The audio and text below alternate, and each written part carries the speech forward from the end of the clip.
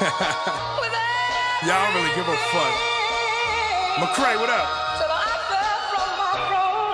Yeah.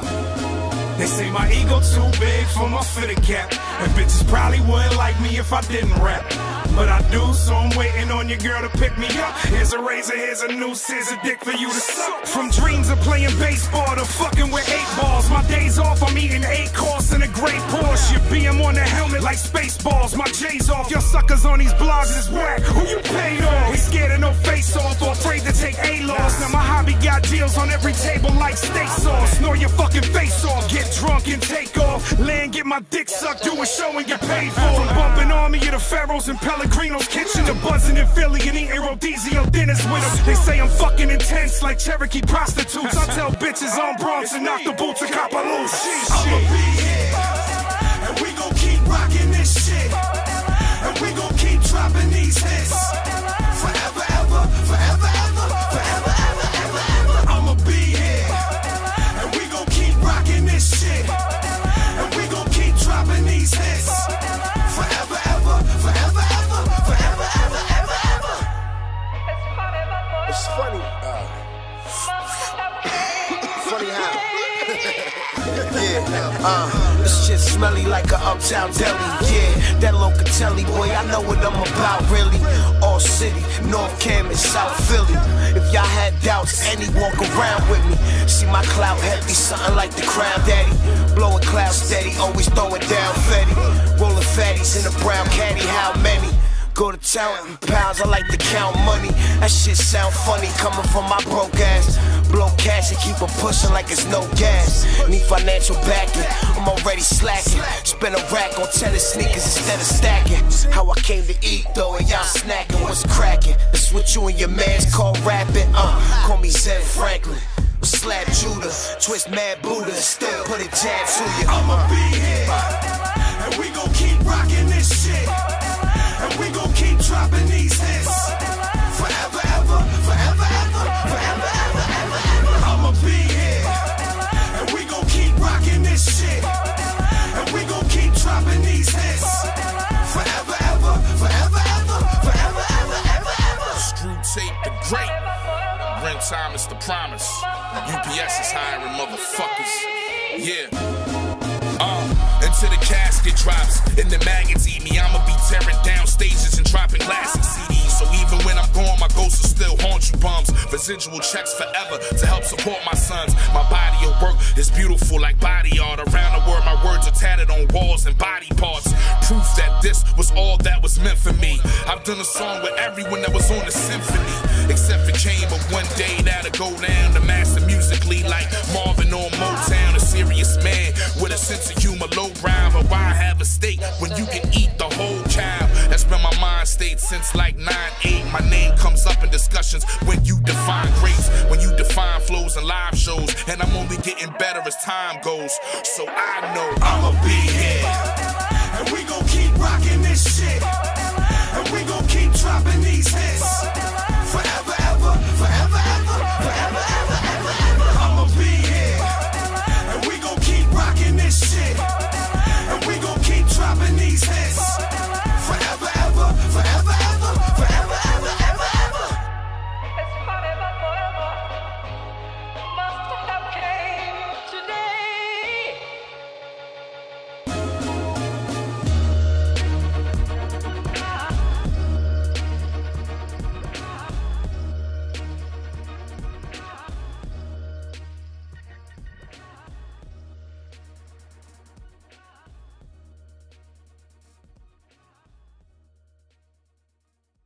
Colder than the skin on Frankie Carbone. Being overrated is like Screw giving up the smoke. Here's a toast to getting rich and always living. It looks like the same kind of setup. They'll look for John Starks running out to the top. Now Starks cuts to the corner. The inbounds to Ewing. Down to 3. Yo, you know what the truth is, Cats keep coming up to me like, yo, Ren, you been killing shit lately. Go off, go off. I'm like, yo, thank you, I appreciate that. But where the fuck have y'all been? It's been years, dog. I've been nice. Go off, Ren. Yeah, They address me as that ginger.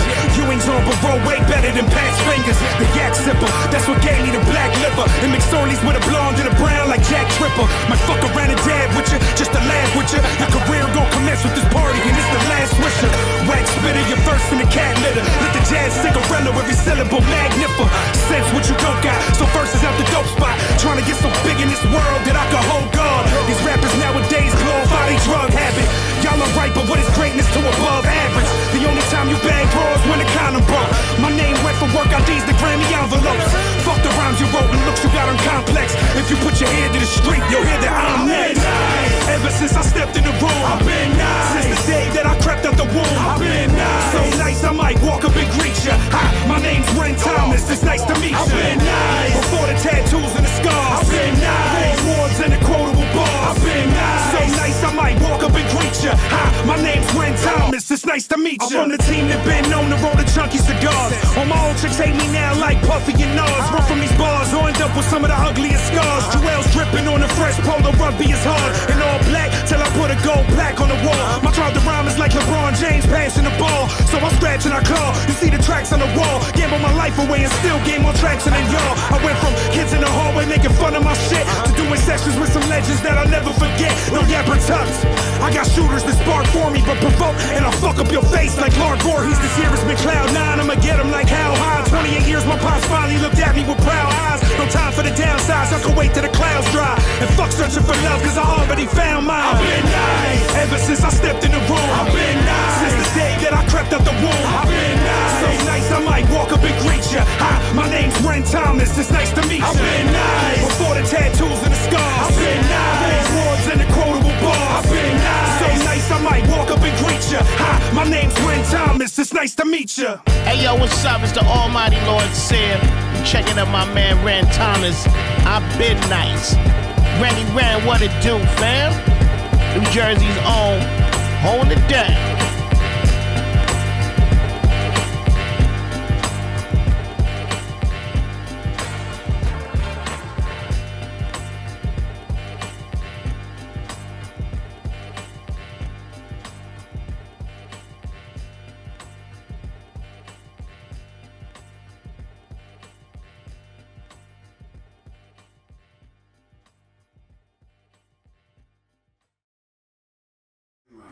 Yeah, everything's on. What's up? What's up? Yo, what's up? What's up? Welcome to the Chopp Shop. Chop, chop. Yeah, chop, chop, chop, chop, chop. You know what I'm saying? It's dirty. I'm your host, Kash, you know. You guys watch the show, you know that. I got Super on the side of me, you know. Nahbi reality. The creator. You guys don't know about that joke. We got Esperez. No. And we got What up? Beth all the way on the far end. So, tell them. Pereira, right? Yeah, thank you. Yeah. Put that last name in there. But, you know, we can make it to it. We can get it to where you call by one name. You know what I'm saying? That's when you made it, when it's one name. Like Madonna? Like Kobe Madonna. No. Huh? Back at work? I mean, yeah. It's something like, is that one? Yeah. People went to school with it. You're right. She was a regular person at one point, right? Yeah, she had a normal name. Yeah, I forget it. So we can look it up. You know, the research team. Research. Fine, go look that up. Whoever has internet, that's what the research team is. So yeah, man, you know, we get one name. They got Kobe, LeBron, Mike, but there's 3 mics, so you don't know which one. Yeah. At least 3 mics, you know what I mean? The great, wasn't 3 great mics. 2 great mics with it. Mike Tyson. Michael Jordan, Michael Jackson, MJ. Yup. And how did Biggie say it? Mike, Jordan, Jackson, Tyson, some shit like that. Some along those lines.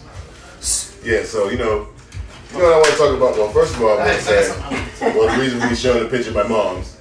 Yeah, I missed it. Today, she died 11 years ago today. Rest in peace to your mother. Yeah. You showed the picture where? I didn't on my phone. And actually, like, yesterday was George's birthday, you know what I'm saying? He should be here soon, so. And then my birthday's on his mother's birthday. Yeah, that's crazy, right? Yeah, That's crazy. And we're close friends that can't get away from each other no matter what. Right. Get away with each other. No, we really meet the chick home. Like 3 or 4 different times we've moved around to the state and we end up actually living walking distance to each other. Really? She probably changed it. That is true though. That's divine right. intervention.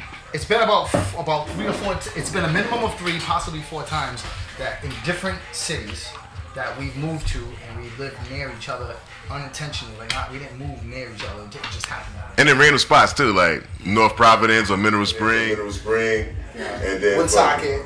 Yeah, places like that, like places that shouldn't even be there. Twice in Woonsocket. Yeah, separate time, like fucking 10 years apart. But not like I didn't move near there because he lived there. Like I actually, all of those places, I didn't know he moved there. We didn't know each other lived there until we both moved there. That's crazy. But a minimum of 3 times in the last 20 years. Talk about a good friendship, huh? Yeah. That's why always nice. It's actually been 4 times. Twice in Woonsocket, once in North Providence, and then once in Pawtucket. Well, he was such a fool. Well, yeah, I moved to St. Paul. But it was all walking in distance. Providence too. Before you moved to Pawtucket, I was living in Providence, and we was out in Providence together. Like I came to that old apartment that you had. Where'd you live in Providence? At that time I lived out with my brother. An academy. Still all walking distance. Maybe one little kind of far, but all did ass walking distance. 4 times. You're meant for each other. Okay. Oh, now stuff sounds gay. The master. The bromance. The master. It's a bromance. This is a bromance. The master of gay innuendos. Now, something else is gay. That's a pretty hefty title you're giving me there. Yeah. You own it. Well, back to your mom. Well, yeah. Well, I'm just saying that just goes along with the whole thing. I just want to say that. But what else I want to talk about is these guys.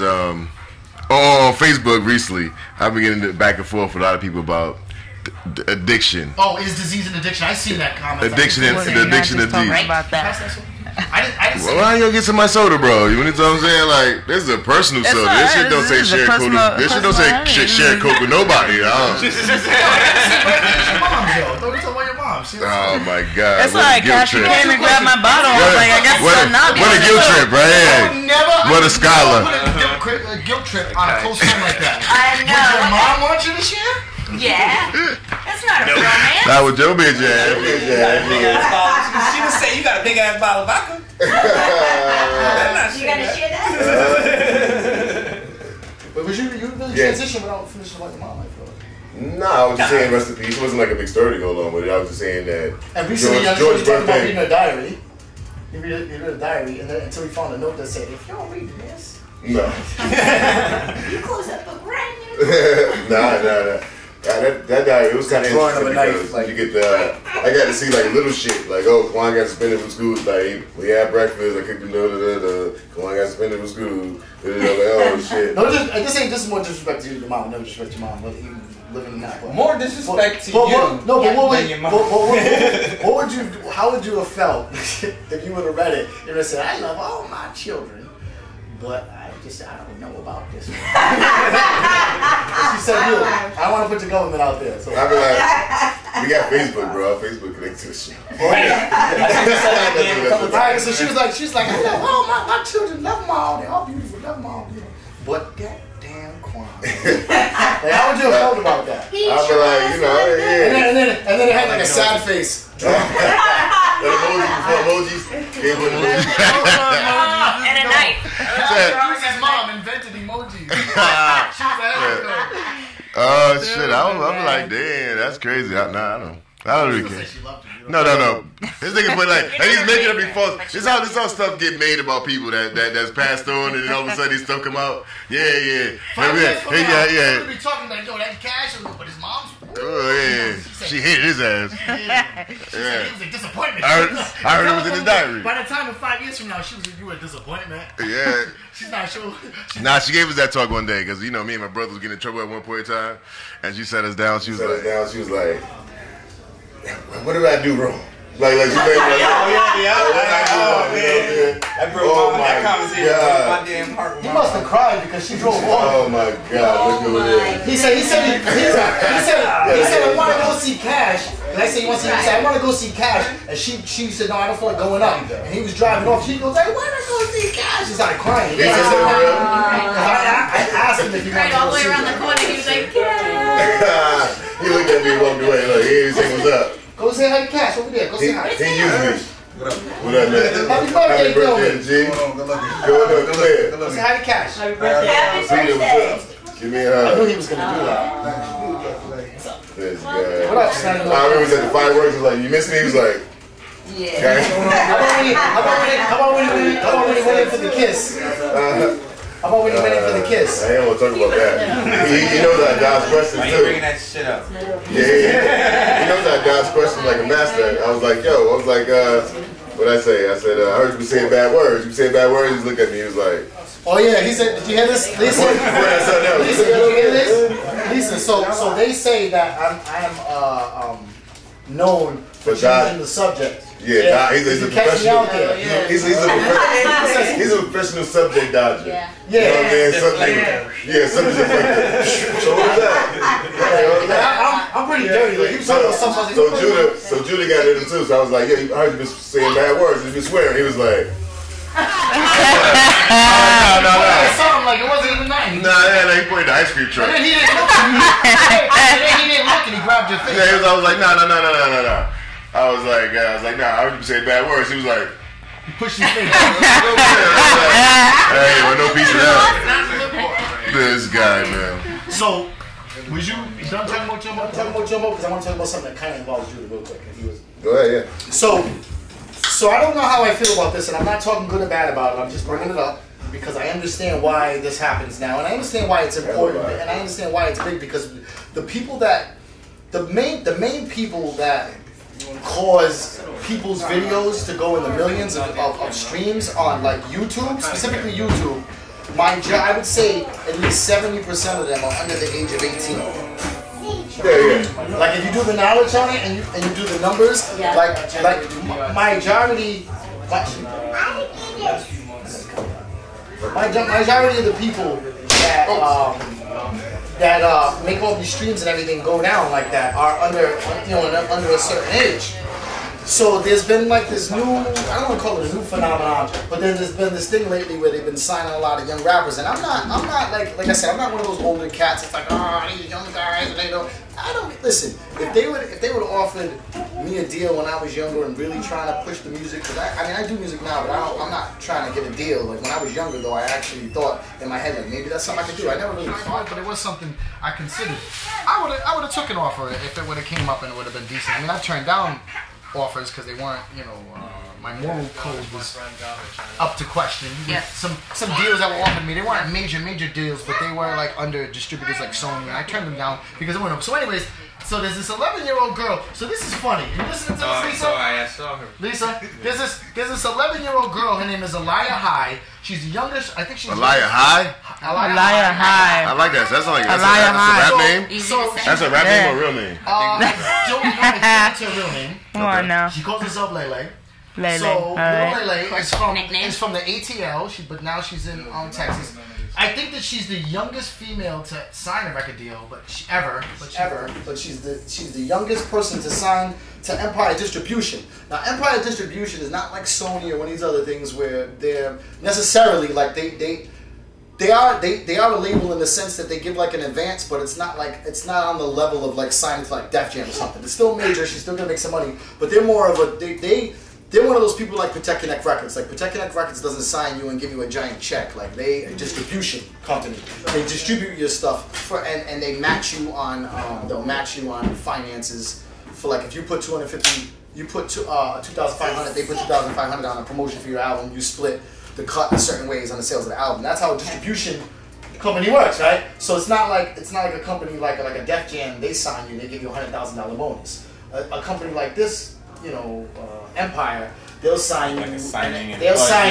They'll put out your thing. They'll match your budget of distribution and stuff like that. So it's still a major thing, though, and I'm not taking it from her. But I just want to make it. That's why they call it when they say Empire Records. If you really look it up, it's Empire Records Distribution. So that's like there's people that have distribution under Def Jam, but they're not actually signed to the label in the sense of getting an advance. Distribution deal. The distribution deal means you have to split a certain percentage depending on how much your negotiation skills and where you're at is. Right. Like certain people do 50-50 splits, and other people do 80-20 depending on who you are. Right. So 11-year-old rapper Aliyah High, she's the youngest rapper to sign Empire Records.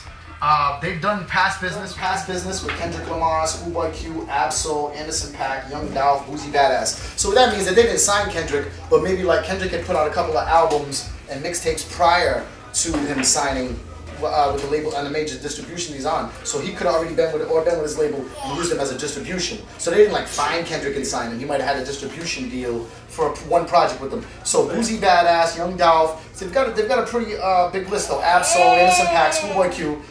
So I'm sitting there and I'm like, wow, do kids really? I wonder if kids attract to this because she's cool. And now I can't get up here and bash no 11-year-old girl. Oh, this guy. I can't get on there and stop it. Bash no 11-year-old girl.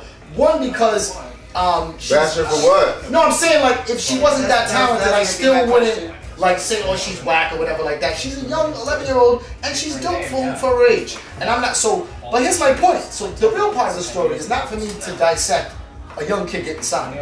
It's really just about it. Something about kids communicating to other kids pick up on because I was sitting there, right? And I'm like, do kids really like this stuff?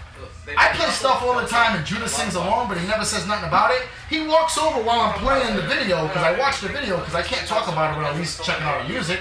I watched the video, my little 2.5-year-old son walks over, he looks, and he goes, hey, I like that girl. And climbs on the couch and sits next to me and proceeds to watch. He comes over and he looks, he's seen plenty of videos. He's seen videos with me and Kash in it, and he goes, oh, that's Kash, that's Daddy. He doesn't say if he likes it or not. He walked over, boy, he looked around and seen the little girl, he goes, I like that girl. He climbs on the couch I gotta search this girl up now. And watches the video. So what I'm saying is, I think that the reason why these kids blow up, I'm not saying they're not talented, but I think one of the main factors behind their blowing up is that kids like to hear other kids. Like kids will know a song on the radio. Yeah, it's like they identify. A Kids Box CD.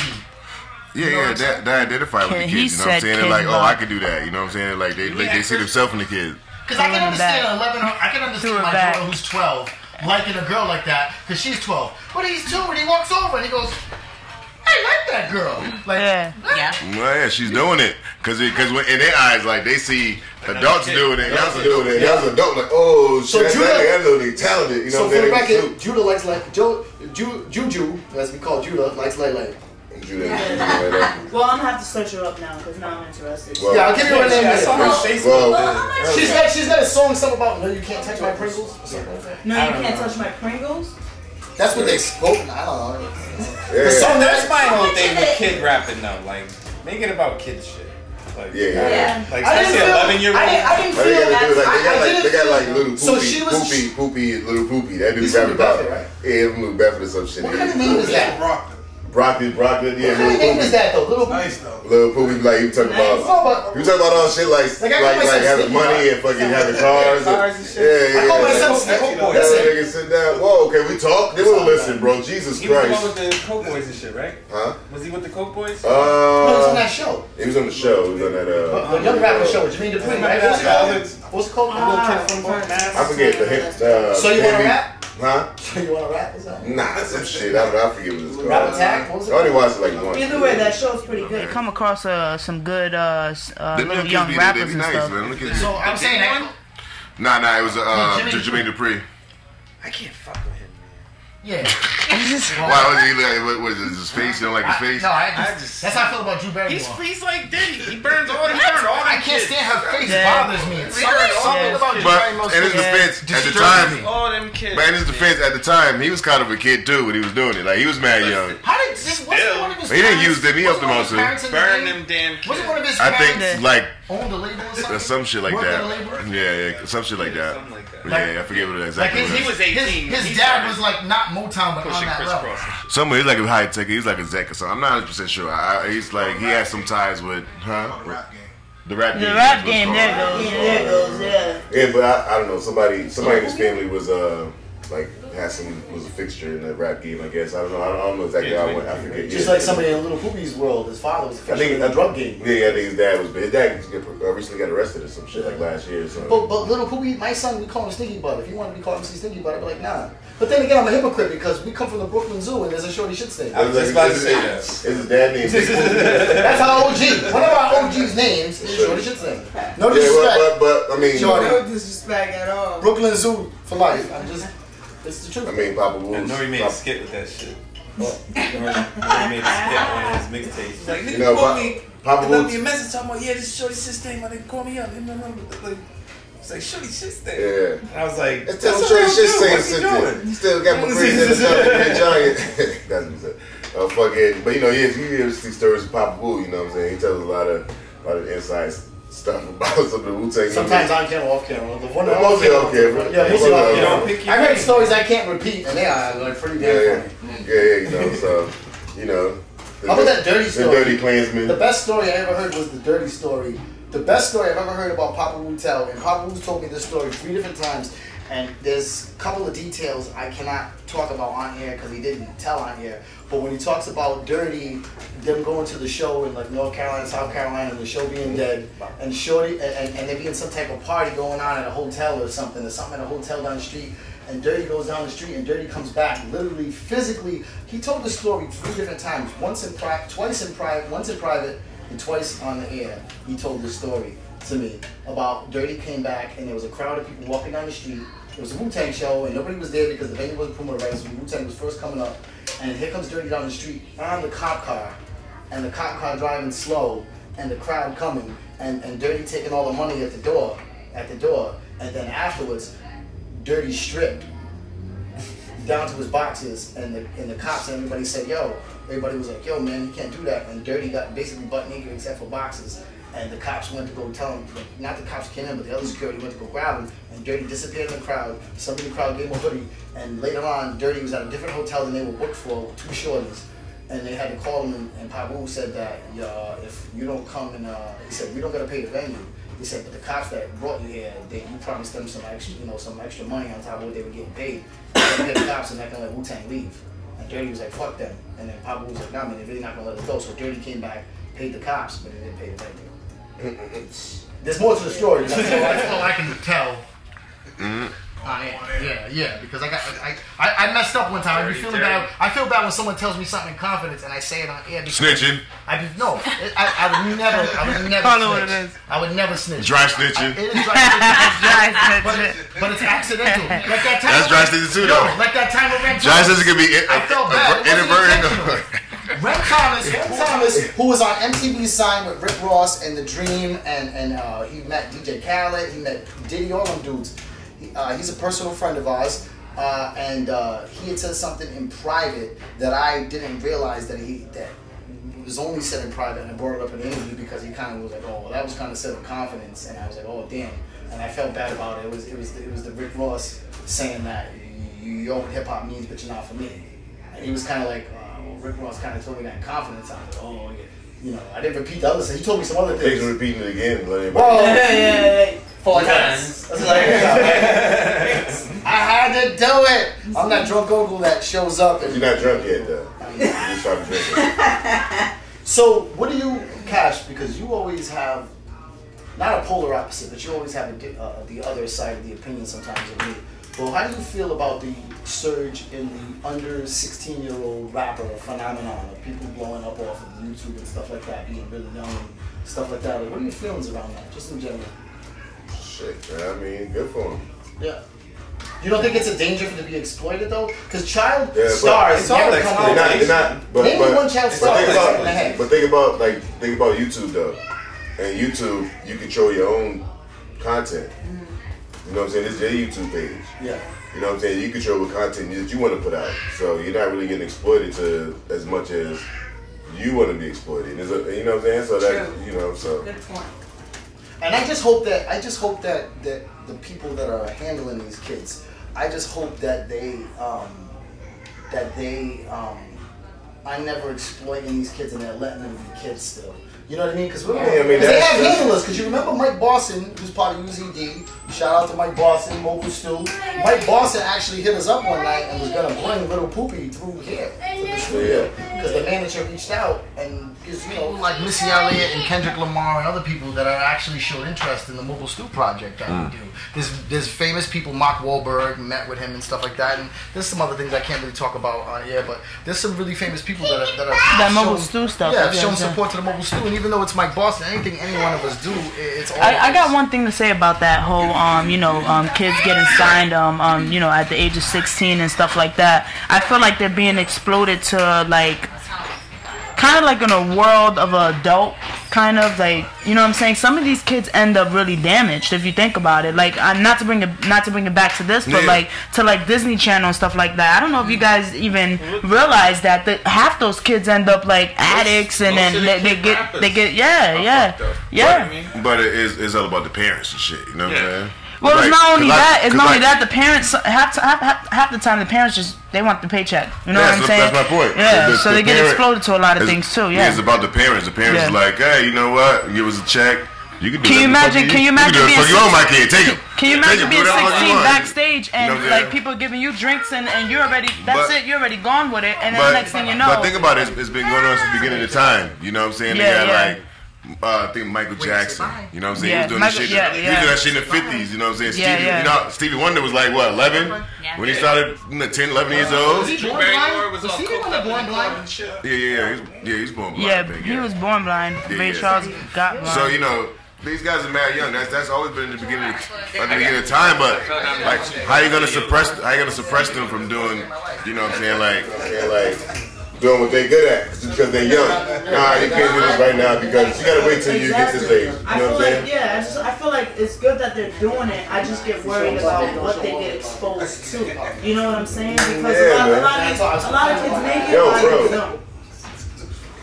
So, hopefully they have the right people around them. Yeah, that's what it was about. Parents got the right intent. That reminds me of a story of actually Dolly Parton, which I was surprised at. She went to the what's that theater, the big theater in Tennessee. I was watching a documentary on her the other day. They told her to come back. She was 15, and she blew them away, and they're like, "We're not going to sign until you're 18." And she still became famous. And that's like rare. Maybe because they just saw something in it that they just felt like she wasn't ready. You know what I'm saying? They could have seen it in it like. Maybe, but her voice was ready. Yeah, but maybe what they makes just feel her like different than like I can't say for sure, but my theory would be like maybe they saw something in her mentally that to tell them that she's not ready. My theory would be like it's just everybody has their own story to it, and maybe they looked out for her in a certain way. Maybe it was just not her time at that age. You know what I'm saying? Or maybe the parents didn't agree either. There's a lot behind scenes. Thank you. I watched the documentary the other day. Dolly Parton. Because they turned her. She was saying I'm gonna have to check that out. Yeah. They done enough. They come back when she turned 18. Turning certain people away could change history. Right. Look at Hitler.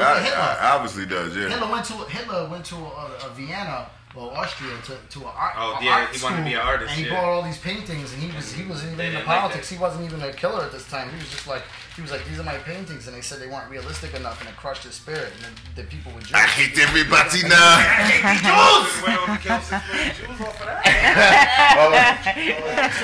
So you know what he did? What he did is he took over the museums and he hung up his horrible paintings and made everybody was like, look at this painting, and all the generals are like, yeah, it was cool. No, there was a series of events. Like his mom died of cancer, and the doctor was like my painting. Jewish. The doctor was Jewish. Yeah, that's what it was. And then so like little things happened along the way that made him against Jews. I think he's one of the most fascinating people in the history of man, not because he was a great man, but just because his ability to psychologically, it takes a certain kind of person. Yes. But the thing is that a lot of people don't realize is that he had a lot of help that wasn't, he had a lot of help. A lot of people don't realize it's not a conspiracy theory.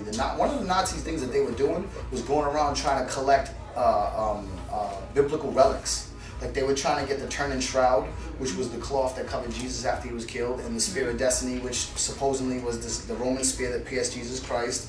And they were actually going around search. Some of the places they invaded was because they were looking for these artifacts, because they was really on some other, like the Theophysical Society which was ran by Madame Blavatsky, who has ties to the actual Illuminati. It was really an organization back in the day called Illuminati. It was started by Adam Westport. And this is all factual stuff. And yeah, you can look it up. Yes. I got it from a Jewish midget. So yeah, they call him Shorty L'Chaim. Shorty L'Chaim. So what I'm saying is that just to bring it out, so the Theophysical Society were the ones who gave him the swastika symbol, because the swastika symbol predates the Nazi Party by thousands of years. Americans used it to represent the four people in the four corners, and I know for a fact because I've actually studied under a shaman on an Indian reservation, and they do respect that symbol, but it wasn't turned as much. It's also a power symbol. And the Hindus had that symbol for thousands of years, but they believe that they believed in all that that alternate history that people that are not into Egyptology believe in, that actually it was Lemur, not called Atlantis, and the original people that came as gods were of European looking and stuff like that. So that was their whole thing and their whole agenda, and that's why they pushed the whole the purity and all this other stuff. And it was crazy because their idea of a superior man was blonde hair, blue eyes, but Hitler had neither. Right. If you ever had the chance, yeah, that's true. He always wanted to. I watched this show once that told like I can't remember what damn show, but every episode was a different story about a different person from history. Yeah, and they did the story of this maid who worked for this family, rich family, whatever, back in the early late 1800s or whatever, and she kept having dreams of this angel coming to her, telling her to kill the baby, kill the baby, kill the baby. Angel of death, Azrael? No, she was like, the baby is gonna be a nuisance. Yeah, the baby is gonna be a murderer. It's gonna be worse than baby's kids. Like, you gotta kill the baby. So one day, but how do you do the fucking please kill the baby? The maid, she wait, I know. She thought it was from God. Like, so she was like, there was a party. She was like, I'm gonna sneak up, take the baby, throw it off the bridge. Wow. She goes, jumps with the baby though, because she couldn't just drop. Oh, she jumped. So she jumped with the baby. Yeah. So another maid saw her, went to the river, couldn't find her, found a gypsy under the bridge with a baby, took the baby from the gypsy, brought it back because the parents in the fucking they had people raising their kids, watching their kids. Exactly. They're partying, getting Yeah. Like that baby ended up being ill. That's a real story? It was it was a banging ass short. Was it a real story? It was a short episode. I can't remember what show it was. They're saying that's the story of. This is what I was talking about earlier. That's crazy. Alright, so this is what I was talking about earlier. It goes back to what we talked about when my mom passed away, and then you start making up shit, and then make them a so big. No, it was bigger. Alright, so think about this, right? This is what I was It is, right? That's right. In the beginning, you're not thinking about it. Check this out. Like, what? Let's talk about the story of Michael Jackson. Alright, let's say we're 20 years from now, and we're talking about Michael Jackson, right? It was a little black kid that was talented, just like an adult. You know, he grew up to be one of the best entertainers. He turned white. He turned himself white. He said, "Yo, he once flew off the stage in a jetpack." Yo, this nigga flew off the stage in a jetpack. You ever seen that when he had that concert? This nigga flew off the stage in a jetpack. Yo, he made people faint by talking. Yeah, he jumped on the stage, look at you, pass out. I think Michael Jackson helped create the bisexual movement. He married Elvis's daughter. Oh, now come on now. Yo, did you really just say that? What did he say? I was going with What did he say? I thought he was making shit up. He made the bisexual movement. I don't know, man. Because after you pass out from a guy singing, I mean, what do you have to question your sexuality? That's exactly my point. I'm glad you say that. That's exactly what's gonna happen. We're gonna start throwing all this crazy stuff in there that was really true. But it's like some other crazy shit is in there, just hype it up a little bit more. You know what I'm saying? A little more. Yeah, man. You know what? We're gonna just have a little conversation. You know what I mean? We might as well just watch you talk. No.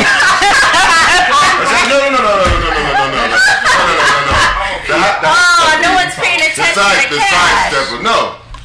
We're talking about a conversation that he just goes off on his own conversation. But then he cuts in and don't listen to what anybody else says and then start asking questions. And then when you get one sentence out, he goes back to his theory. So he might as well just watch you talk. When I leave here, I'm gonna spread a rumor about you and your mother's diary. I don't know what I'm gonna say, but I'm gonna spread a rumor. I don't know what you're gonna say. I'm gonna say that. I'm gonna say that. His mother said that the first time a Michael Jackson video was played on air when he was younger, he passed out. Through his drawers, diaper, at the TV. That's what I'm gonna add on. What are you talking about? He don't know what he's talking about, but he's gonna keep talking. Let's just wait, see what's gonna come out. Speaking of Michael Jackson, Dear Diary. Did you hear about the new Little Kim video? What? I didn't hear about that. Lil Kim? Lil Kim? My Lil Kim? It's called Nasty One. Oh, God. They called it sultry. What does sultry mean? It's supposed to be It like. means sexy. Because they don't want to call it But not obviously sexy. Classy sexy. Just don't look the same. Jackson would be considered sultry? Like Victoria's Secret. No, Victoria's Secret is just sexy.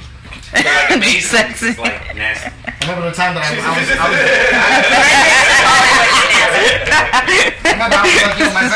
Sultry is like you get it in France and Paris and you get it Paris, if you're sultry. and it costs like $300 for the bra. I asked my friend's advice one time. I asked my friend's advice one time because my wifey wanted to go on our anniversary to a Janet Jackson concert, and I was like, I don't know if that's really what I want to do. And George Gilman, whose birthday was, happy birthday, my brother from another. He's not mad at me, even though I stood on his mother's toilet one time. We talked about it. You gotta stand up. Yeah, you stand and poop sometimes. Scratch that from the record. We scratch that from the record. But he was That's like, what he does. I'm gonna tell you the mastery of an over talker, right? So that's what he does. He's about to start a conversation about something, but in the middle of the conversation, he throws a story about what happens. And I'm not gonna tell you about that. They might go, tell us about the story. And then we miss the other story. But then I just tell a story. He goes like this. Let me get back to my other story. What I wanted to say is, let's talk about Lil Kim. Come on. How do you feel about somebody like Little Kim? Should she be making music at the age she is to show the younger kids? Like what? Yeah, like no, I don't mean. What's the age got to do with it? What does the age got to do with it? No, I need to answer this. I'm gonna tell you my thing about age. I hate the age thing with any music. Yeah, me too. Well, can I clarify? There's rock and roll. All right, go ahead. Go ahead. No, especially with women. Let's go, man. Especially with women. Let's just watch clarify it. Do you want to answer to your question or not? Ding, ding, ding. Well, because I didn't want you to think. I didn't want you to think that I was saying. I got an answer to it. I didn't want to think you saying. I was saying that she's too old to do music. That's No. And there's a lot of people that think that because you stop being sexy at a certain point, and then and you're like, it's like you can't create or you can't do anything at a certain point for women. I don't know about men. I'm not a man. So, but I noticed that a rock and roller like what's his name from Aerosmith can keep going on and that's on. Different. That's a genre of music. It's not. No. I'm saying in general. No. Like it's not a man and woman thing. 45? It's not a man and woman thing. What, Lil Kim? What? Jay-Z, I'm saying. Jay-Z. Oh, yeah, Jay-Z. Jay-Z still out there. But listen, wearing helmets on jet skis and stuff. You know what I'm saying? So what's up? When did Jay-Z go to tour without Beyonce? All right, thank you. Why? Thank you. Because riding Beyonce's coattail. Of course. The only people that want to hear Jay-Z right now are Jay-Z fans. People that are hardcore Jay-Z fans only care about Jay-Z's Which music. is good that you get fans that you get younger so that you can. If you watch it, it's a whole like a fucking a trilogy type thing. Oh, I started out with Lemonade. I started with 444, my comeback. Like who like the real niggas that's your fans. We don't give a fuck about what you and Beyonce doing. But Jay-Z retired 3 albums ago. Yeah, right. Yeah, so no, come on. It turned into a hip hop. All right, wait. Yeah. Back to the question. My point Back to the question. That is, it's not a man and woman thing. It's a genre thing. Hip hop has this. Hip hop has this kind of like. So does rock. No, you can be 80 years old and do rock and nobody says anything. No, I feel like nobody says anything about rock.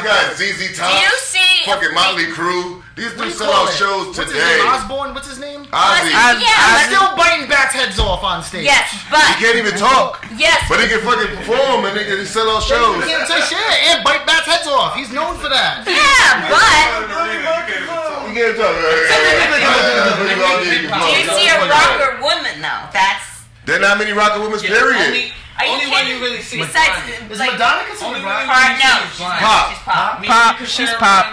She's pop. Blondie's pop. She's not rock.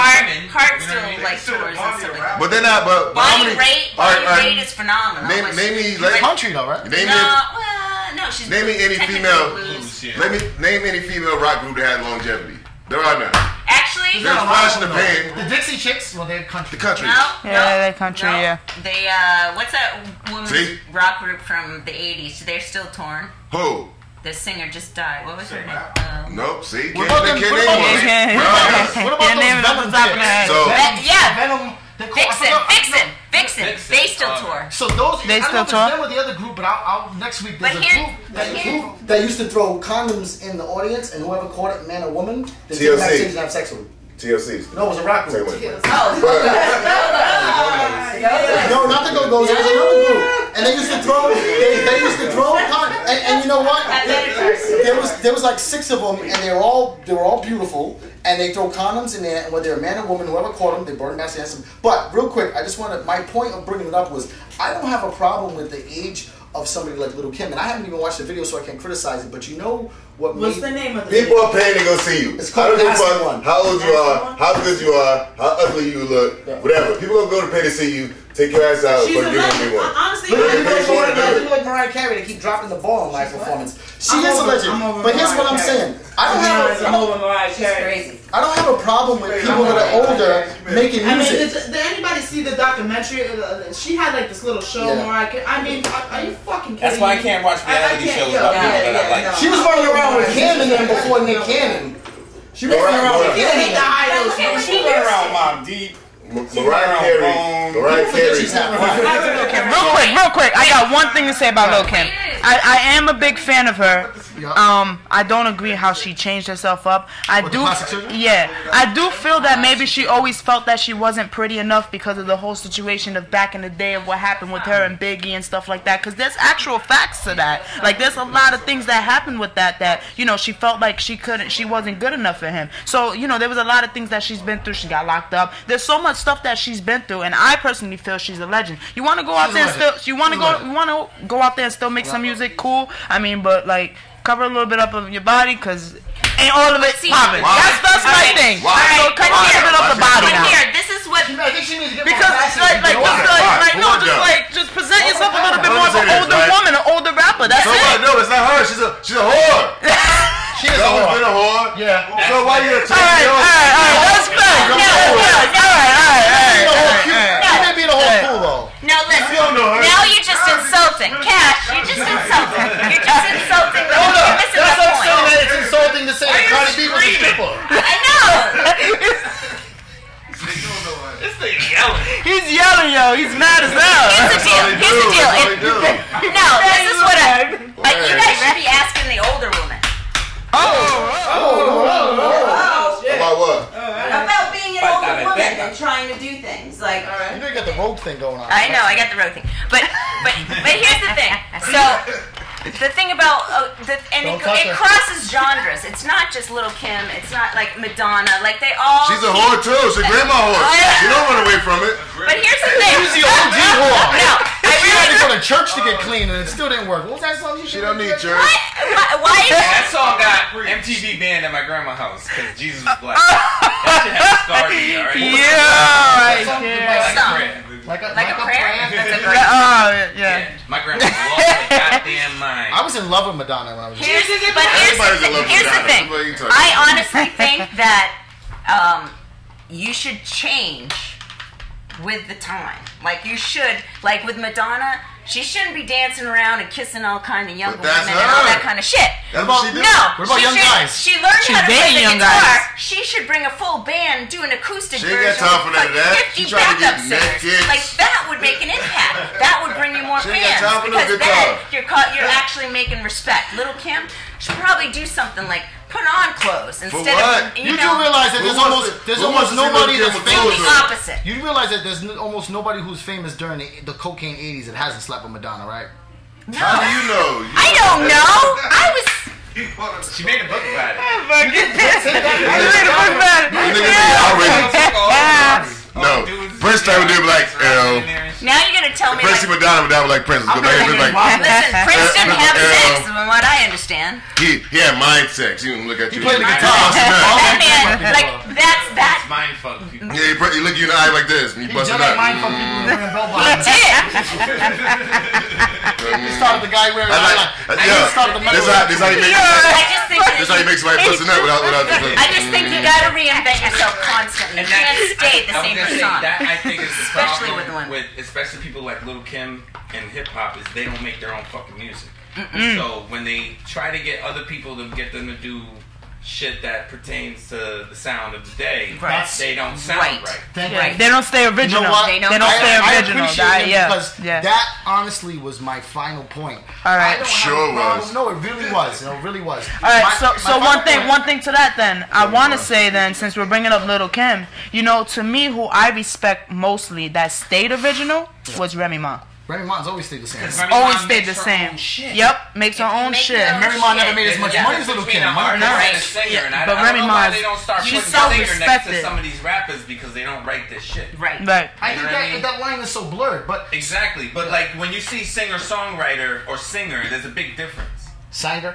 Yes. Singer or singer-songwriter. There's a big difference. There's a big difference. You know what I mean? And that's where people get fucked up because no matter what, I had a fucking recording of Biggie singing "I'ma Stay That Bitch." The whole fucking song telling her this is how I want you to spit it. She didn't write. Yeah. Kim didn't write her shit. Yeah, I know. Biggie wrote all the Junior Mafia. Yeah.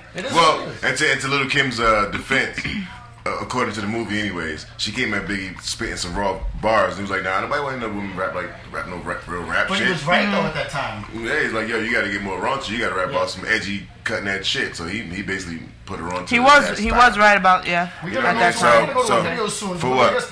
Right? No. Because it's 7:30. I don't know. I haven't talked to her. So can I say these two last things on No. Yes. So maybe we should get to the video so you can talk.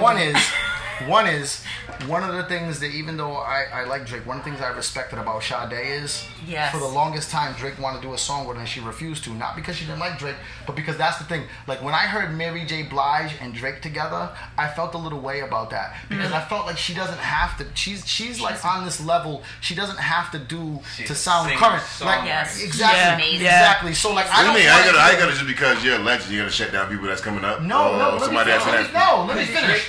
Drake is to the point where he don't write his shit neither. But listen to what I'm saying. I'm 50-50 on that. I'm 50-50 on that. I feel like he does write. I feel like he does write his shit. No, he don't write everything. He don't but he does write some of his shit. He write. I would say he writes most of it. Yeah. How would you feel if Snoop Dogg did a song with that 11-year-old girl and he did it in auto tune? People think he fucking wrote. Who fucking He's cares? not that creative. I don't give a fuck with anybody. Drake, he's not that fucking. No. Drake, a team. So all right. So one thing that brings me down.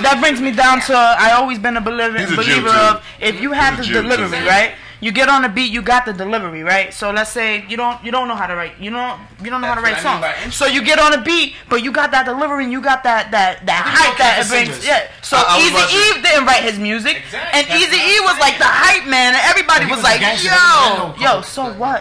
I'm just saying he didn't write the music. No problem with but the delivery was crazy. You know what I'm saying? So you got a problem with somebody's lying about it. You should learn how to write.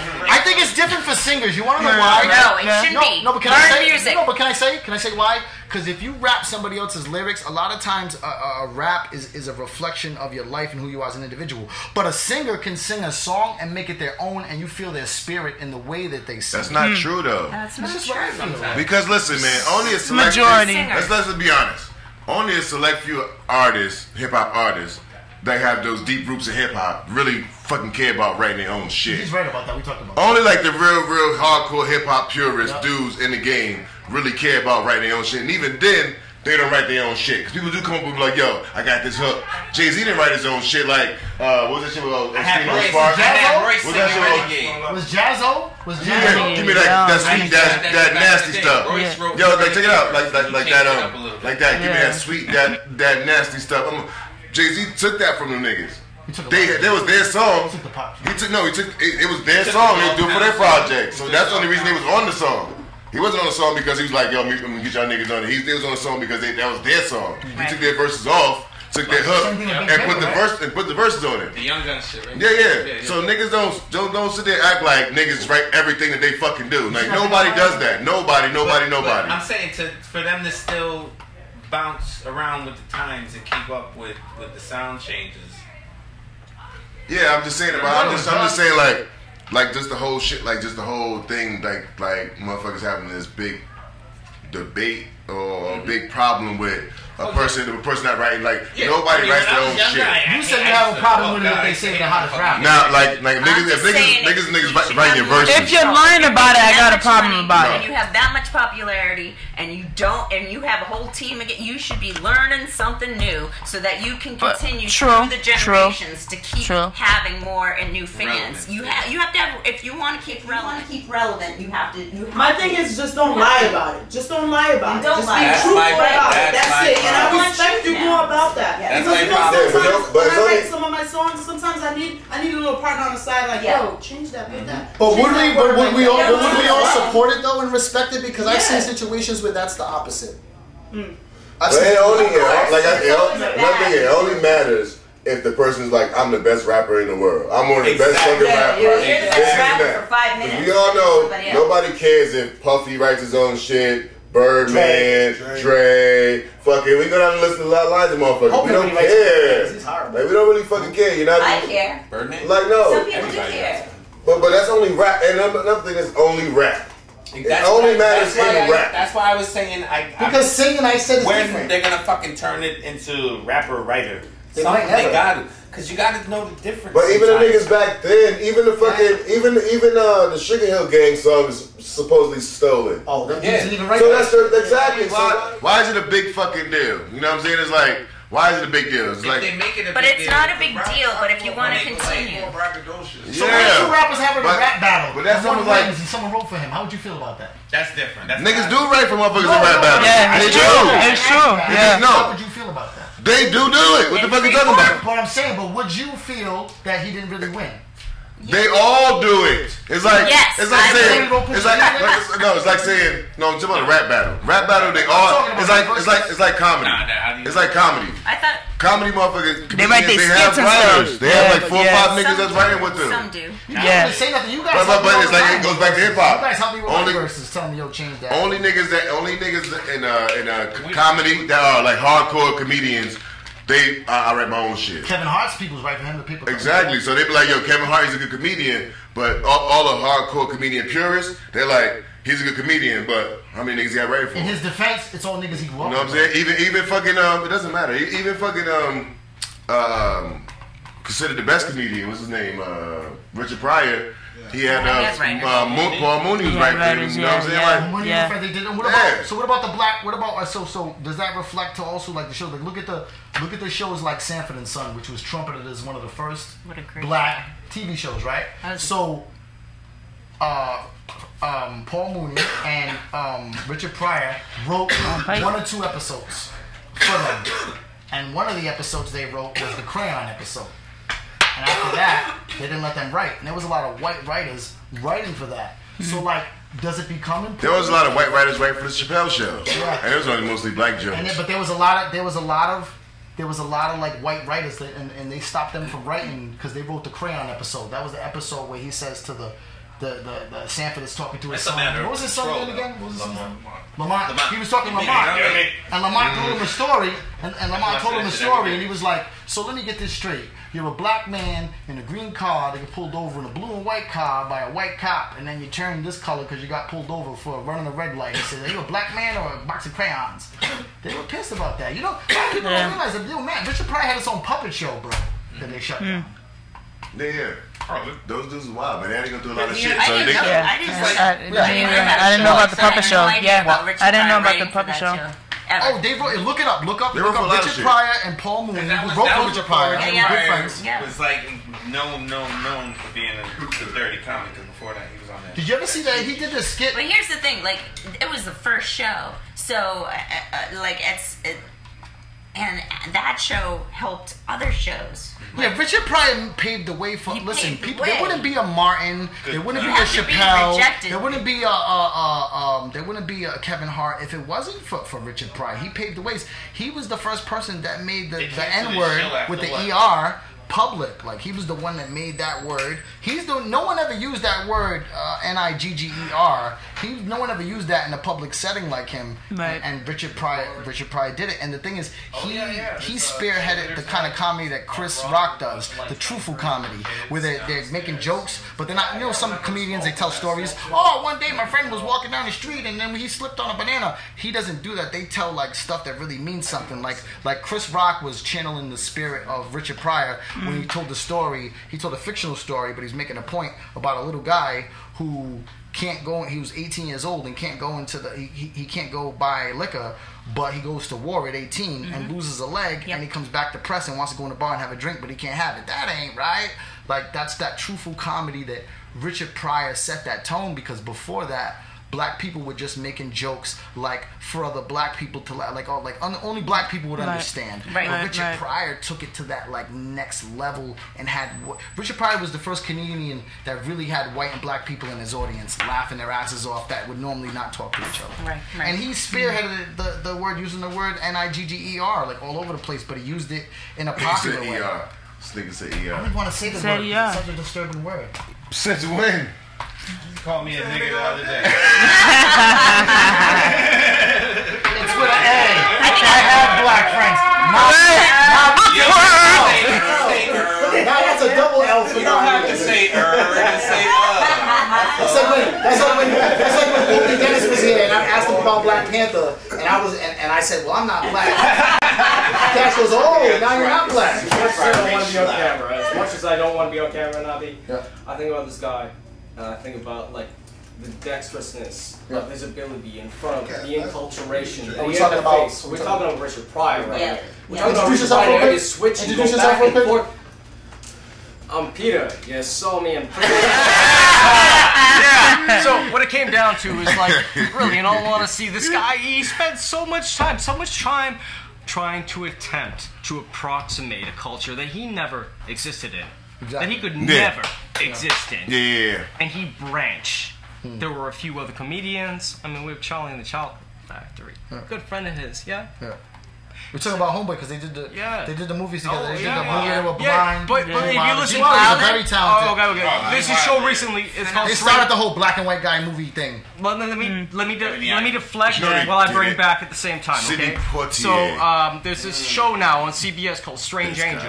I'm talking about the dude who kind of helped to kick boot a little bit of Hollywood's fake religions. Okay. You know, like what, like Scientology? Blind Eyes Shut. Oh, yeah. Scientology. Yeah. So, we're sitting in a situation with this dude. He's like, I'm on the cusp of society. I need a little bit of help. I need to fucking move on. The same kind of bullshit. It's the same kind of bullshit because we're all stuck in the fucking place under the thumb, under current convention. There is more than enough in the universe of our understanding, which is very small, by the way, allow us to bring ourselves to any point that we want to based on confirmation bias, which means that we already understand something, so like we just look it up and say, oh, that's so great, it's awesome, everybody knows me. And then they go on Facebook. I mean, at the end of the day, you know, we're talking about Peter don't have a Facebook I'm surprised you call it face page. Going all the way back to Richard Pryor. Our children, Richard Pryor had it easy. That's where we're going. Oh yeah, I get that. I was never a Richard Pryor fan. I never was a Richard Pryor fan. Like, you know what I'm saying? Like, people like Richard Pryor is the greatest comedian, and I watched him. I was like, man, this nigga's not even that funny, man. I'm sorry, like he's okay. I think the funniest is Eddie Murphy. I think Eddie Murphy is another. Yeah, I actually have some of his stuff on my Cosby stand-up, 1990 fucking one. Oh, Bill Cosby is a hoe. Everybody loved that. Bill Cosby was a wonderful fucking comedian. Good looks. Good. Bill Cosby's okay. What do you guys think of Key and Peele? I fucking love Key and Peele. I have opinions about them. But see, I don't think Chappelle's funny. I think Key and Peele is funny. No. You don't think that Dave Chappelle's funny? No. Me either. Actually, I don't find him too funny either. You don't think that him playing the blind, black, white racist head of the KKK? That's different. I don't find him too funny. Sketches are different than from stand-up. I'm partial to sketch, but Key and Peele, theirs are like brilliant. They're brilliant. Brilliant writing. I think their funniest skit was the bitch skit. The bitch skit. I told my wife. You know what I told her? I was like, that's the funniest thing. They were out in the field, and at the end they're on the spaceship, and he goes out in the space thing, and he goes, I told her. No, they're freaking phenomenal. All right, they were hit and miss with me. Oh, come on. Yeah, they mostly miss. I like half of them. All right, mostly miss. You guys see the one about the texting? I don't mean to sound racist, but I thought white people loved Chappelle. The Mexican kids that didn't want to sit in the chair and shit. Are they more white? Listen, after Eddie Murphy, no white guilt involved.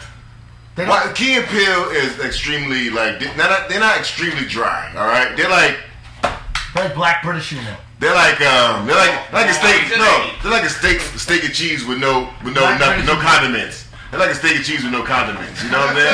That kind of dry. Like going to Philly? Yeah, no.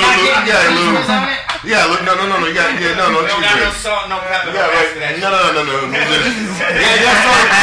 salt, pepper. They got a little bit of seasoning on it. They got no condiments. They got no bacon or mayo. They got no ketchup. None of that shit. That shit dry. It's hard going down. I don't want to sound racist, but I always wish deep in my heart when I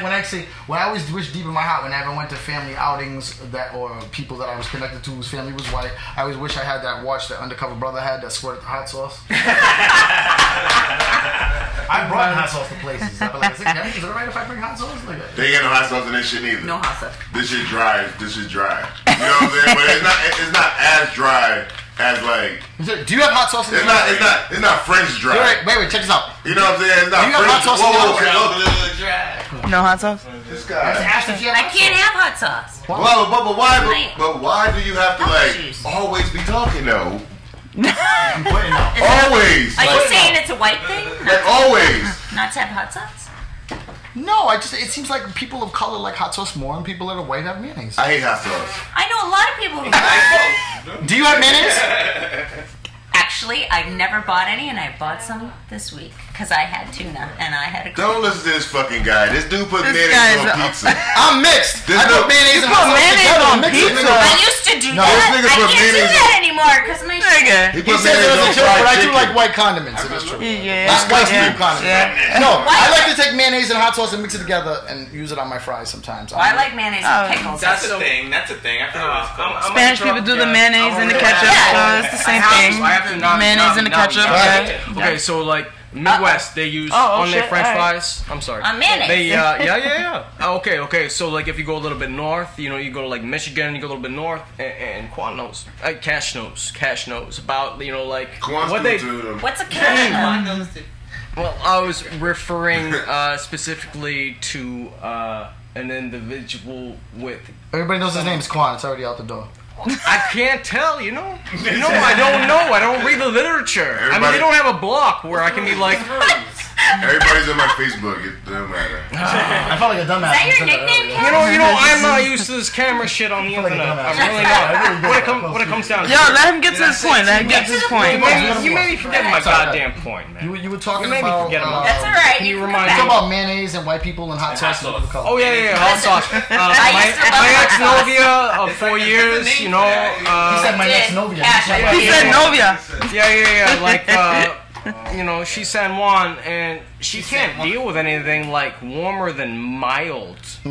I hate hot sauce. So don't tell me that's a white people. I grow hot peppers. I don't like spicy stuff. I'm not saying that white people don't like spicy stuff. No, I know. There was I like it spicy, just not in the kitchen. No. See, there's a difference between spice and heat. Oh, you caught that on camera, boy? Oh, everyone missed it. Yo, showcase, you got me on that one, right? I was like, what? Cinematic special starring Rogue. Like, she'll touch you with your powers. You'll have an orgasm. You'll have an orgasm and she'll take your powers. That too. And you know what? We tried to scratch it, but this motherfucker bring it back. So. We got to wrap it. Scale is actually the hotness of peppers. You want spicy. Not everybody wants to use cock sauce. What? Cock sauce? What? Did you say cock sauce? Yeah, they call it cock sauce. Yeah! Everybody's faces was like, nigga, what?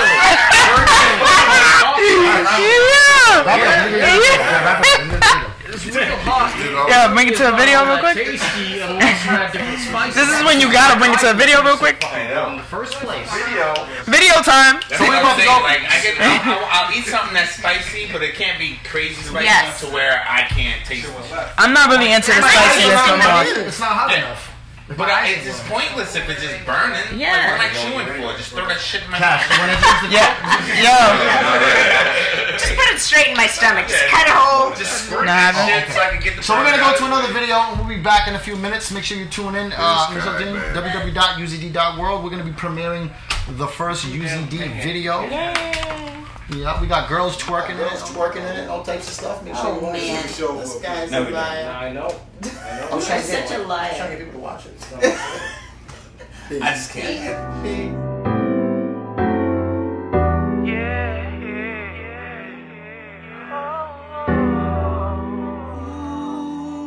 Now you listening to Juju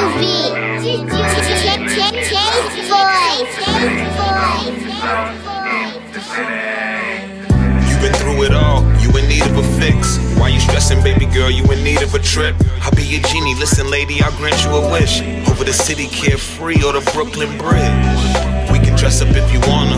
Go on a date just with them heels by designer. So I can show my shawty walking red bottoms like whoa. Dress Alexander, heels open toes. She know I be on the road, doing all these shows. Even though we ain't together, I know she love me on the low. So any chance that I get, I call her on the phone just to say hello. So whenever we get together, we treat it like that moment that never lasts. We don't argue, we just laugh. Bonnie and Clyde, Sonny and Cher, the perfect match. The kind of love you hope that lasts. Where would we go? What would we do?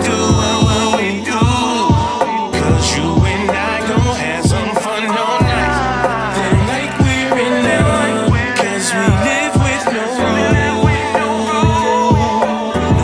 we go, I just wanna get lost with you. It's been you and I, and everybody tried to break with you and I. God, they can't break what you and I. So we take over the city like, girl, you a dime, you know you pretty right. You a bad, excuse me, I mean you pretty fly. So tell me what it do and what you feeling like. Cause we can go wherever you want. We can listen to jazz and dance under the moon. As long as I'm with you, I'm cool. Cause the things that you do get me all in the mood. Like I'm in love with you. I never felt this, I don't know what to do. Cause a girl like you comes once in a lifetime. Let's make this moment a lifetime. Girl, your smile got me wanting to get lost with you. Where would we go? What would we do? Cause you and I gon' have some fun all night. Then like we're in love, cause we live with no matter where we go, I just wanna get lost with you. In the city, let's get lost in the city. Lost in the city, let's get lost in the city. Lost in the city, let's get lost in the city. Lost in the city, let's get lost in the city. Your smile, so bright, you're so beautiful. I'm amazed by you, your style.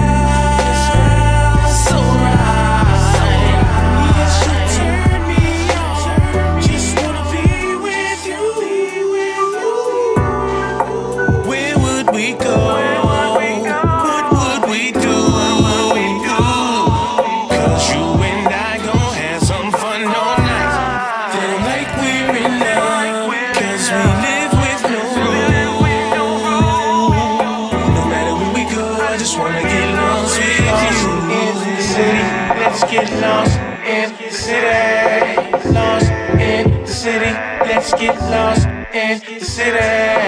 Lost in the city. Let's get lost in the city. Get lost in the city. Let's get lost in the city.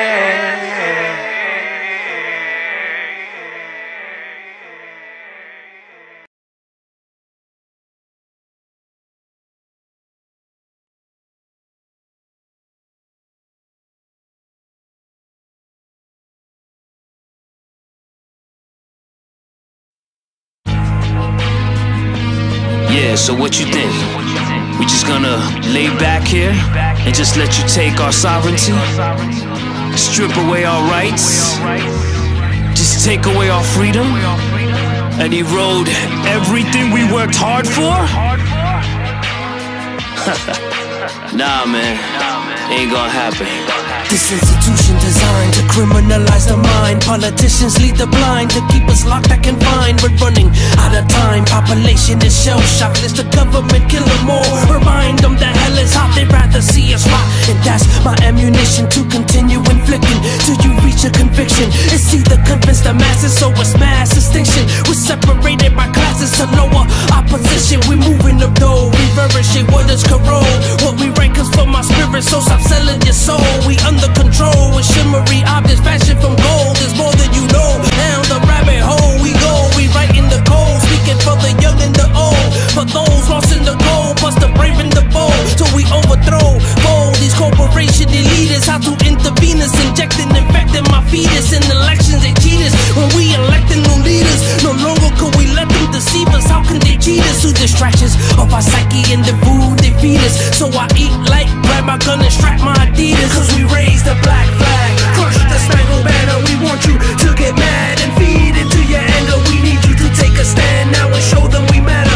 Till the blood splatters on the star stripes just shatter. Cause we raise the black flag, crush the spangled banner. We want you to get mad and feed into your anger. We need you to take a stand now and show them we matter. Till the blood splatters on the floor, stripes just shatter. I'm waving it and frontlining it for the cause, caught up in it. Some go seek to capitalize, don't test me. This ain't no gimmick, ain't no limits. I preach misinformants, oppose of living, false decisions. Been made up to hinder our only vision and not subject to modern lies. Images glorified from TikTok and politicians, from fashion being feminized. Corporate moguls still funding programs out erasing minds. We counterattack, awake the masses, what they so despise. That we could unite to eradicate them or combat it. While they seek an annihilation in the form of havoc. They count down from the devil's clock or perform on ritual life. Echo heard through cavern corridors of a bloody spot. Then have them indicted through a process being slowly flogged. Increasing magnitude of forgiving force of a juggernaut. Dismantling barriers no longer held in frozen blocks. Black flag soldiers reminded of we can never stop. Cause we raise the black flag, crush the spangled banner. We want you to get mad and feed into your anger. We need you to take a stand now and show them we matter.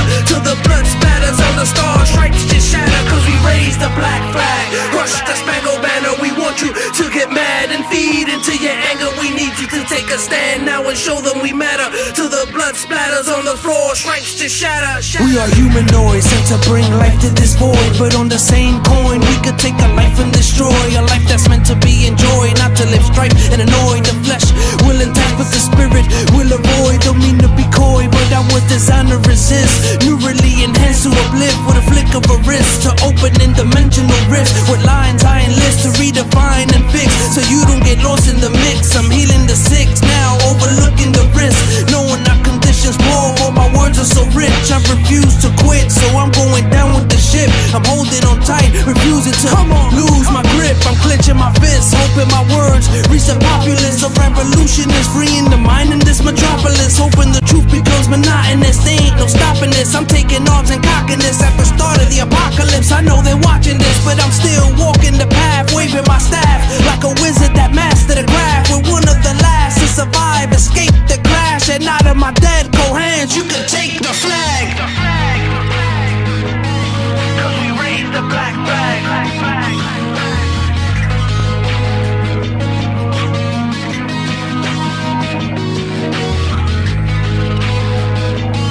Cause we raise the black flag.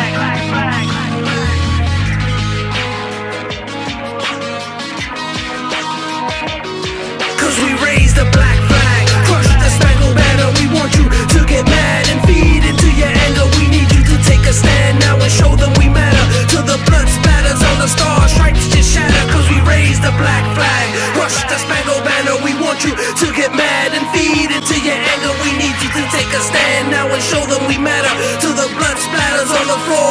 get shattered. Cause we raise the black flag.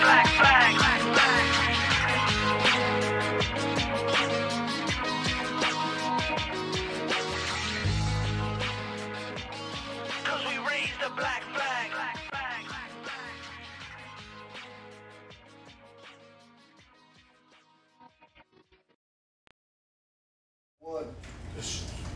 Welcome back to the Chopp Shop Radio. Oh yeah. Chop. So did you hear about R. Kelly's manager? Oh god damn it! Is Nahbi talking again?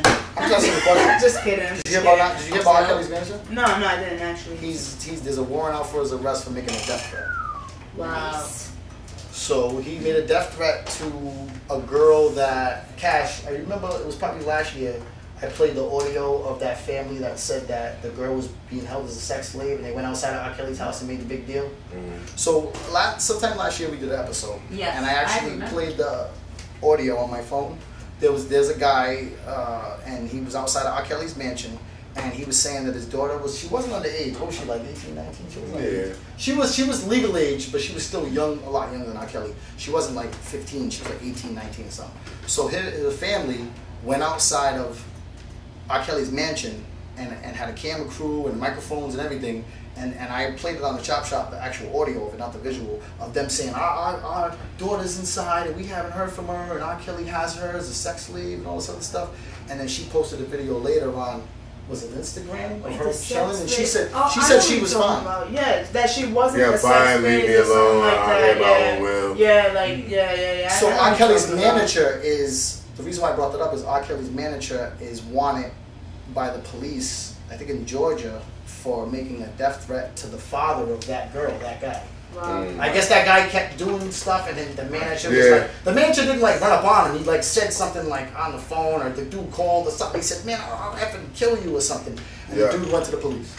Yeah. So you can't. I don't know if you can really go to jail for that, but I mean, what do they charge you? Well, I mean, on another note, have y'all heard the new R. Kelly song? No, there's a new R. Kelly song? That 20 minute song. I confess, I admit.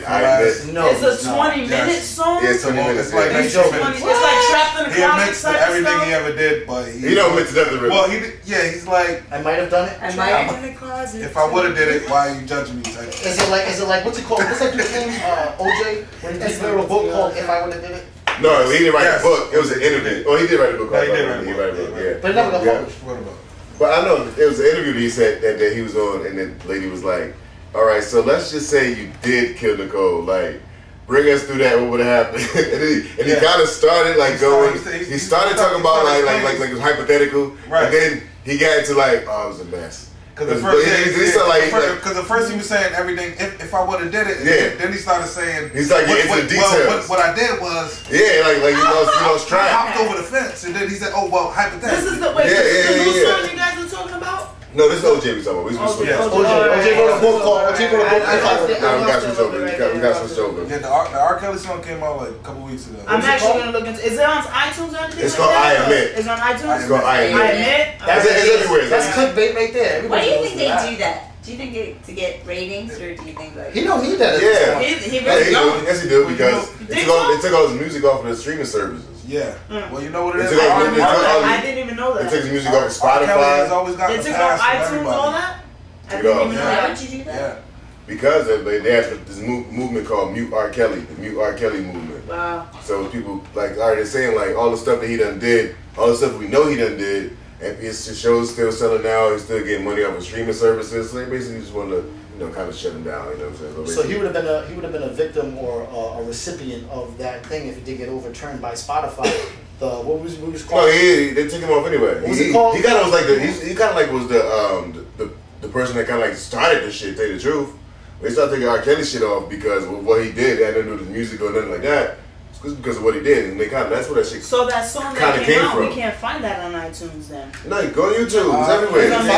No, we were talking about how Spotify had this thing that they changed, but Spotify. But it's good now. Yeah, they had this thing where if you had hateful music that was like racist or anti-Semitic or anti-gay, they take it off. But then they took it a step further. No. Hateful content. Spotify did. They didn't actually take your music off the website. They took it off their playlist. What does that mean? That means Spotify has certain playlists like R&B, 90s R&B, where they could find they'll put like 50 songs in a group, that you can play. They took it off their playlist, but if you search for the artist, you can still find them on the site. So not to go off subject, that reminds me of y'all grew up watching the show Roseanne, obviously, right? Remember how she came out with the comeback or whatever, and she made, I forgot what was the statement that she made on Twitter. Some statement that they just fired her. That was it. She supports Trump or something like that. No, she didn't support Trump. She made a racist. Yeah, it was a racist. Yeah, they took the show off, and she said they fired her and everything. She said one of Trump's officials was. She looked like a cross between the Planet of the Apes and fucking. She's a mulatto. She's white. She's white and black. Yeah. The like the government official, whatever she is. She said she put a tweet that said she looked like something a cross between. I forget exactly what it was and the Planet of the Apes. That's what she said. Something like that. So my thing is though, everybody makes fun of Trump. You know what I'm saying? I mean, come on. We all know everybody makes fun of Trump. You seriously fired her. Canceled the show. She wasn't talking about Trump though. She was talking about a black woman. Oh, she was talking about a black woman. Yeah. See, that's where I got it mixed up. That's one of Trump's officials. Why I got it mixed up. She's like she's mulatto. She's half black, half white. So what she said, the joke was, I forget. It was like she like a cross between. This wasn't what she said, but it was something to the effect of she looks something like a Starbucks employee and somebody from Planet of the Apes. Yeah. Had a kid or some shit like that. So it was a black just for it's like kind of like a black joke. I mean, she lost the show. Everybody got everybody got fired. You know what I'm saying? Like it's crazy. It's crazy because there's so many people out there that do stuff like that, and like I felt like she was targeted like that. You know what I'm saying? They're actually picking it back up. They're gonna basically. What I heard. She's gonna make the podium statement. They show wrong. But the podium comes out for the white person, and they gotta apologize. She and then she made an apology, and the apology wasn't even a fucking apology. It was like I don't know, like a shit talking apology. It was weird, man. It was fucking weird as fuck. Yeah, it was like I don't even know. Like what happened was somebody asked her a question. I don't even know if she was being I don't know. It's fucking weird as fuck. But she was like, I thought the bitch was white. She says that. Like I'm not sure. Like so my thing is I'm not sure if she knew the cameras was on when they asked her about it. Or she intentionally did it, like, but the shit is like a production. It's not like it's like a camera phone, you know what I'm saying? Like a production. She's sitting down and she's like, I thought the bitch was white or something like that. There's some weird shit, man. Somebody made money selling out the TMZ. But no, she knew they were gonna put out. No, it wasn't like that. That's what I'm saying. It was like it was more like she knew that what she was saying at the time, but trying to kind of like I don't know, like make a joke out of it, still be kind of edgy and not back off of who she is. You know what I'm saying? I'm not gonna lie. I think I've actually watched the comeback show before it got cut off. Like literally, they don't even have it on the cable no more. That's it. But I liked it. Like I thought the comeback was really good. I'm kind of mad that happened in that way because I feel like. There was a lot of things that on top of that, she didn't say sorry. She blamed it on the meds.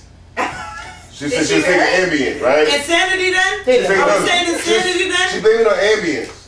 That she did. That's a sleeping med. That's exactly. That's like sleep. So what do you asleep? So it makes you racist and tired. Yeah, it make you racist. Yeah.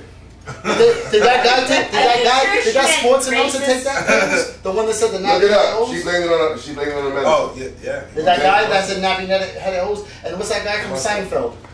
Oh, Kramer. Did he take that pill too? No, he was drunk. Yeah, he was drunk. Is that the new way out? Is it Ambien? No, the best excuse for saying some racist shit is like, especially when the person says nigga, the best excuse is when they say, I hear them saying it all the time. I didn't know it was bad. Right. That's the best excuse ever. That's fucking hilarious. And that's what homeboy said when he said Nahbi had the hose. He said Nahbi had the hose. He's like, I didn't know it was a bad thing. I heard them say it all the time. I thought it was a regular shit. I was just trying to be cool, like the rappers. Nigga, please, like you know good damn well the fuck you. I was about to throw up the West Side. I mean, I didn't know.